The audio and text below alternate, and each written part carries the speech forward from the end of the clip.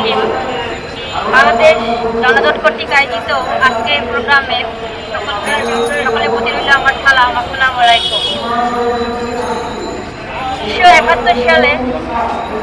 1971 সালে পাকিস্তানি হানাদারের কাছ থেকে দেশে মুক্তি পাওয়ার পরে বাংলাদেশ নামে একটি স্বাধীন দেশের জন্ম হয়েছে। ঠিক 2024 সালেও সেই গণ অভ্যুত্থানের মাধ্যমে এদেশে একটি গণতান্ত্রিক রাষ্ট্র হিসেবে পরিচিতি লাভ করেছে। এই গণতন্ত্র এমনি এমনি আসে নাই। এই গণতন্ত্রে আসার জন্য এদেশকে প্রায় 20,000-এর অধিক জনতা আহত হয়েছে, 2,000-এর অধিক শহীদ হয়েছে। অথচ সেই গণতন্ত্রকে নিয়ে এখনো তাল বাহানা চলতেছে। আমরা দেখতেছি অনেক রাজনৈতিক দলগুলো তারা তাদের সেই দলে আওয়ামী লীগকে পুনর্বাসন করার চেষ্টা করতেছে।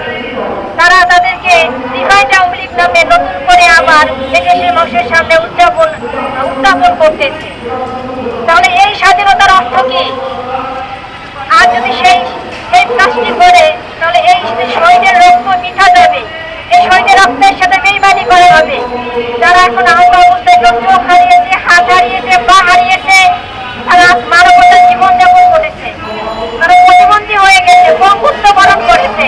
অথচ তাদের সাথে বেইমানি করছে দেশের কিছু সুবিধাভোগী মানুষ। তাই আমি নির্বাচন কমিশনের কাছে আমাদের দাবি, যারা এদেশের স্বাধীনতার পথে অংশগ্রহণ করেছে, যারা দেশে বিভিন্ন সামাজিক, সাংস্কৃতিক এবং জনকল্যাণমূলক কাজে অংশগ্রহণ করেছে, সেই সব জনগণ সহ যেসব পার্টি এদেরকে নিবন্ধন দেওয়ার জন্য সবিনয় অনুরোধ জানাচ্ছি। এবং সেই সাথে যারা আওয়ামী লীগকে পুনর্বাসন চেষ্টা করতেছে এবং সে আওয়ামী লীগের দোষরদের করতেছে, তাদের সেদিন বিশেষভাবে বিবেচনার মাধ্যমে তাদেরকে বাদ দিতে হবে। নতুবা এই দেশে আরেকটি বিপ্লব সৃষ্টি হবে। দেশের নারী, শিশু থেকে শুরু করে কেউ নিস্তার পায়নি। আমরা আরো একবার মাঠে নামবো, কারণ যেই দেশে ছাত্র জনতা রক্ত ঢেলে দিতে জানে, সেই দেশের ছাত্র জনতা কোনোদিন হার মানবে না। তাই অতএব যারা এদেরকে পুনর্বাসন করার অপচেষ্টা করতেছেন, সাধু সাবধান। কারণ এই ইসরায়েলের ফিলিস্তিনি অবস্থা আমরা সচক্ষে দেখতেছি। এই ফিলিস্তিনি দয়া করে ইসরায়েলকে, সেই অসহায় ইসরায়েলকে জায়গা দিয়েছিল।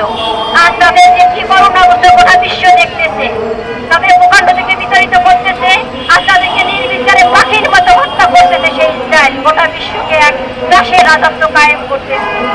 অতএব যারা আওয়ামী লীগের সেই সময়কার যারা মদতদাতা, যারা দোষক, যারা এটাকে সমর্থন করেছে, পূর্ণ সমর্থন জানিয়েছে, মানুষের চলাকালীন সময় গণঅভ্যুত্থানে যারা এতটুকু পর্যন্ত প্রতিবাদ করেনি, বরং যারা তাদেরকে মদত দিয়েছে, এদেশে অগণতান্ত্রিক ব্যবস্থাকে তারা ছাপাই করেছে, যারা পুনর্গঠন করেছে, প্রত্যেকে আওয়ামী লীগের দোষর। এমপি মন্ত্রী আমলা নয়, গোটা বাংলাদেশে এখন আনাচে কানাচে কিন্তু সে আওয়ামী লীগের দোষর না। একটাই পরাজিত শক্তি দেশে বিদেশে বসে এখনো এই দেশকে প্রযুক্তি তৈরি হয়েছে, তাই দেশকে আরো বিপ্লবী অবস্থার মধ্যে তাই তারা রাষ্ট্র ক্ষমতায় আসে না। তা বলবো, আপনারা অবশ্যই সব বিবেচনা যাচাই বাছাই করতে নিবন্ধন দিবেন এবং এই দেশটা আপনারা প্রতিহত করতে না পারেন, তাহলে আমরা আবার প্রতিহত করার জন্য মাঠে নামবো। তবু এই দোষদের আর জায়গা এই দেশের মাঠে হবে না, ইনশাআল্লাহ। এই বলে আমি আমার বক্তব্য এখানে শেষ করছি।